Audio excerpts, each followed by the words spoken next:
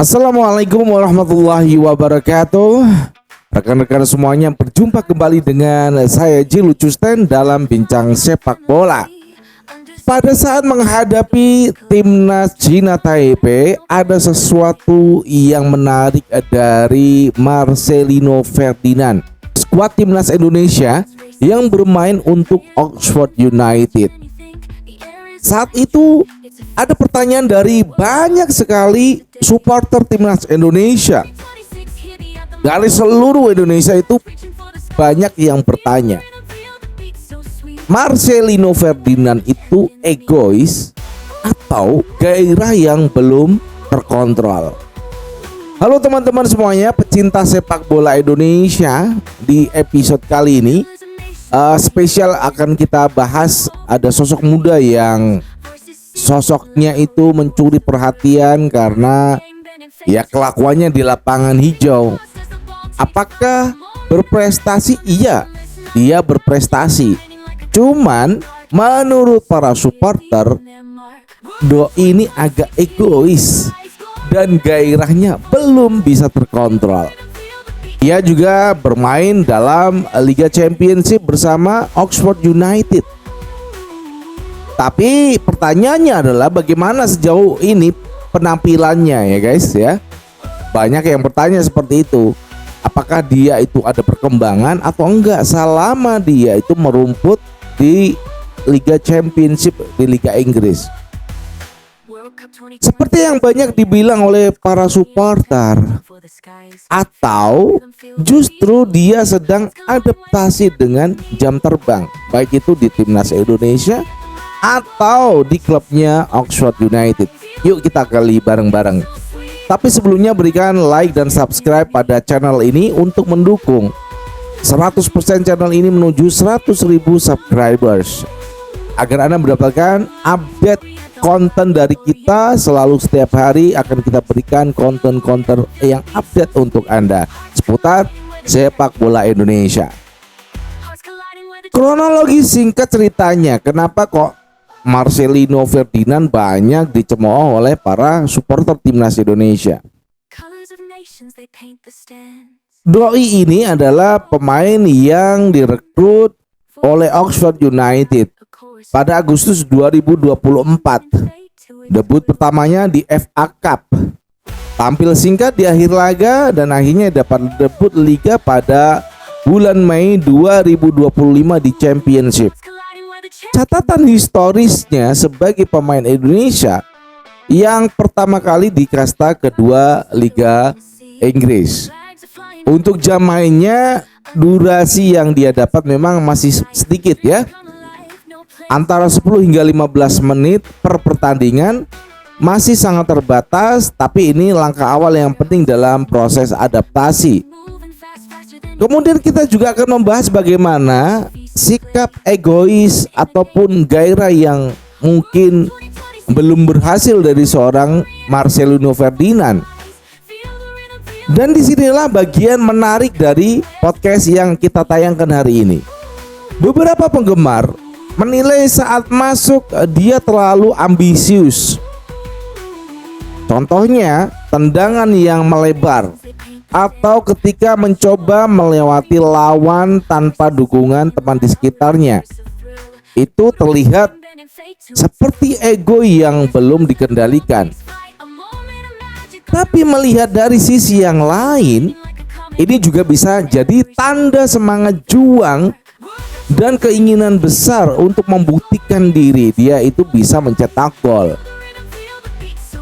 Aksi individual, bisa mencetak gol, itu memang penting dalam sebuah pertandingan timnas Indonesia. Tapi tanpa perlu balance dengan kesadaran posisi dan koneksi tim yang lain, maka itu akan menjadi kurang nyaman bagi orang yang nonton Anda saat Anda bermain untuk timnas Indonesia. Ini menurut kalian, lebih baik pemain muda seperti Marcelino Ferdinand itu punya insting mencetak gol, atau seharusnya lebih fokus bertahan dan keputusan yang pas untuk ketika dia bermain bola? Jawab ini di kolom komentar ya. Bagaimana cara agar tetap bisa agresif tapi juga paham dengan timing dan juga ruang saat dia bermain sepak bola. Nanti rekan-rekan bisa menuliskan di kolom komentar dari 2 pertanyaan yang kita berikan tadi ya. Setelah kemarin kita menyaksikan bersama-sama ya pertandingan antara Indonesia melawan China Taipei ataupun Taiwan, ada satu peluang yang dihasilkan, sebenarnya dia bisa menghasilkan sebuah assist dari sisi kanan. Apakah karena memang adaptasinya kurang ya, jadi dia belum bisa merasakan aura tim sebagai seorang pemain dalam satu tim. Kemudian ketika dia melewati di sisi kiri ya, serangan Indonesia itu dia mencoba untuk melewati back dengan merangsek lari tapi akhirnya gagal. Ada beberapa kegagalan yang diraih oleh Marcelino Ferdinand, tapi secara kontrol bola, passing dia bagus.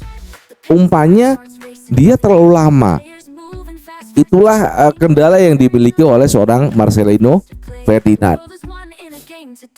Adaptasi dan juga prospek. Jika terus diberi menit bermain oleh Patrick Kluivert, dia bisa berkembang jadi seorang playmaker, serang ataupun winger yang dinamis. Belajar kontrol emosi dan timing bisa membuat kontribusinya itu makin bisa maksimal lagi ya.